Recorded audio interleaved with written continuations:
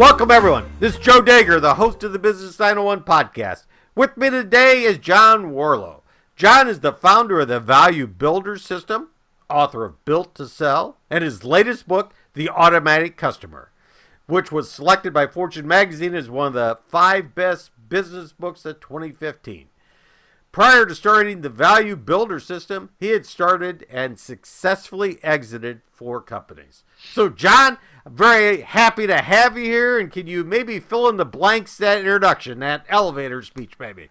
Oh, I think you did a great job. Yeah, no, we work with entrepreneurs and help them improve their value. Typical range is companies with between 1 and 20 million in annual sales is the guys who we work with. And as you know, a lot of those companies struggle for recurring revenue. And so that's one of the 8 key drivers of company value. And that's what triggered me to write the book, The Automatic Customer, is to try to give folks some explanation of how to create a recurring revenue stream. Well, what drove you to write the book? Was it an extension of Built to Sell, or did you just need another book to put in your collection, or what got you to write The Automatic Customer? Well, yeah, so we have business owners, when they go to Value Builder, they complete a questionnaire. It's the first step in our process. We've got 12 steps to help them improve their value. And when we score your business on these 8 factors, and one of the factors is recurring revenue. And it was the one attribute that most owners were scoring the lowest on, because a lot of owners think, okay, if I own a software company, I understand that I'm going to have some recurring revenue because it's going to be a SaaS company. But if I don't own a software company, how do I create recurring revenue? And so that's what we try to do in the book is to explain that you don't have to be in the software company. You don't have to be in the software industry to create recurring revenue. You can be in a service industry, you can be in a manufacturing industry. And so that's really what the book's about. When you think you have a brick and mortar store, you can create that online presence, that recurring revenue. Well, maybe I need to ask, does it need to be online? Well, no, it does not need to be online by any stretch. One of my favorite examples of a brick and mortar company that created recurring revenue is a company called H. Bloom. H. Bloom is a flower store, but they decided to do flowers differently. They focused on selling flowers to people who buy flowers on a regular basis. So hotels, spas who want the fresh cut flowers on their the reception table. Those guys they don't want to go down to a flower store. They want them shipped to them directly so they can spend more time selling spa treatments in hotel rooms. And so H. Bloom did that. They sold flowers on subscription. They do sell flowers on subscription. And it's a great example of a very sort of old school business. I mean, there's nothing kind of older and more analog than selling flowers, but they did it in a much more sophisticated way, focused on recurring revenue. So what's that key ingredient to selling a subscription or a recurring revenue business? You got to be delivering something ongoing, right? Well, yeah, you got to figure out what your customers need on a regular basis. We discovered there are 9 different models, and the kind of thing that makes each model different is what the value proposition is for the consumer. And so, at Dollar Shave Club, they're following what we call a consumables model. And what the value proposition is there is like, I run out of stuff, namely razor blades, and going to the pharmacy, the drugstore is annoying. And so we're going to ship them to you. That's an example of a consumables business model.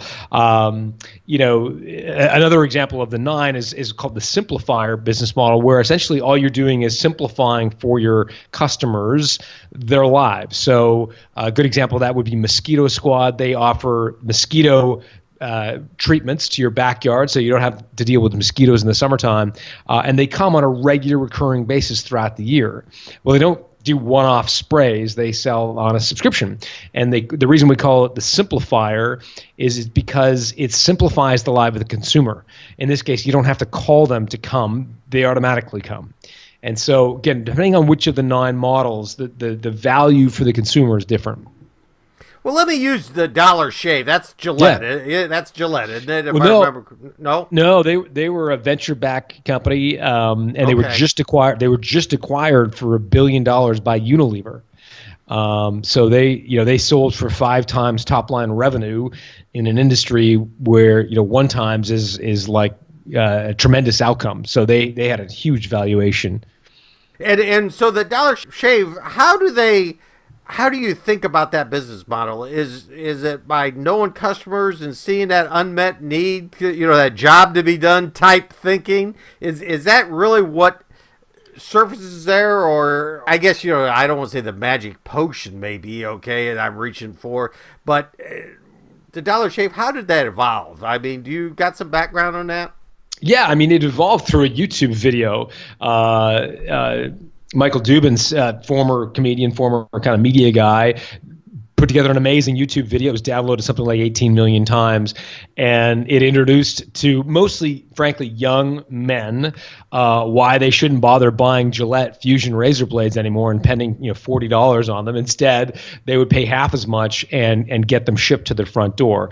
And so he hit a lot of buttons for consumers, right? It was number one, less expensive. Number two, it was shipped directly to them in a target segment that frankly has really no time to go down to Walgreens, right? Like young, reasonably affluent, reasonably tech savvy males had no interest in spending and hanging out time in Walgreens. It was just an annoying task that they had to get off their list, replenishing their razor blades. And so what Dubin did was really kind of key in on that insight. Now, what Dollar Shave also did was started to sell adjacencies, right? Because once they got the subscription, they didn't just stay with razor blades. They started off with inexpensive razor blades, then they went to more expensive razor blades, 2-blade, 4-blade, 6-blade. Then they went to One Wipe Charlie's, which is their name for moistened toilet paper.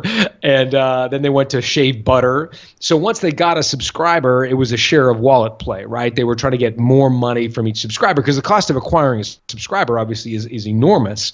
The lifetime value, however, it should at least offset that and hopefully much more. That's the real play for a recurring revenue model is trying to ensure that your lifetime value of your subscriber is at least 3 times that of the cost to acquire her as a customer. So you're looking for that 3-to-1 LTV to CAC ratio. Well, I think of that, but I think it's easy to replicate that, is it? Does it? I'll just use Gillette because I stumbled into that originally. But Gillette says, hey, these guys Dollar Shave's doing this. We'll just take ours and do this. I mean, what's the differentiator then? Well, in the Dollar Shave Club example, 2 things. Number one, if Gillette goes direct, they alienate their channel, right? So they've got Walgreens and Duane Reade and all those thousands and thousands, tens of thousands of pharmacies out there selling Gillette products. So they go direct. They alienate that channel immediately. Number one. Number two, what Dollar Shave Club did was try to create a brand and try to create some romance around buying razor blades, if you can believe it or not. I mean, when you buy razor blades, I mean, Gillette, it's all about like the guy driving the Porsche and the precision and the perfect looking guy who's, doing everything right, and the Roger Federer sponsorship. And I mean, it fits a very Midwest, Mid-American perfect guy. But there's a whole other segment of the population that doesn't look like they just came off of a runway or a photo shoot, right? And what Dubin did was key in on those guys, regular, average Joe guys who don't have to look perfect, who don't want to spend $40 on a razor blade. The guys probably living on the coasts. And that's who he went after. He went after sort of an everyday guy, built a brand in that segment, almost the antithesis of what Gillette is, which is all about, the Precision Pro Glide 4. I mean, it's just such a very robotic message, and he tried to do the opposite. Okay. All right. Oh, is there anything I didn't ask that maybe you would like to add? No, I mean, I think you've done a great job. I mean, we've covered a lot. I think if people want to get the 9 subscription models, or they want to go through and complete the Value Builder questionnaire, you can do it for free. Just go to valuebuilder.com and you can opt in there, and we'll get you the questionnaire to complete in the 9 subscription models. Okay, and is that the best place to contact you and learn more? Yeah, okay. Valuebuilder.com. Okay. All right. Well, I would like to thank you very much, John. I appreciate it. The Automatic Customer was a good book. I enjoyed it very much. I would recommend it for people, especially people with a SaaS outlook, okay, that are looking to build their own subscription model. And before they go into it, I think it's got some great background in it. So thanks again, John. This podcast will be available on Business 901 iTunes Store and the Business 901 blog site. So thanks to all the listeners.